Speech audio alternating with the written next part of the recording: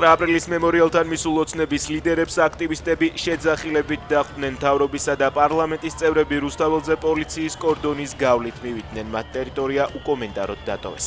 მანამდე ადგილზე ხმაური და დაპირისპირება იყო, იქ მყოფებს ადგილზე მისულმა უცხოპირებმა სიტყვიერი და ფიზიკური შეურაცხყოფა მიაყენეს.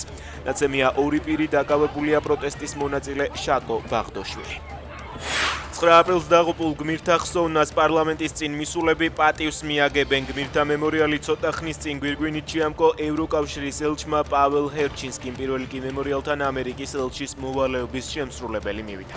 მემორიალი გვირგვინებით შეამკეს ევროპული ქვეყნების დიპლომატებმაც, გმირთა ხსოვნას პატივი მიაგეს მუსლიმთა სამმართველოს წარმომადგენლებმაც.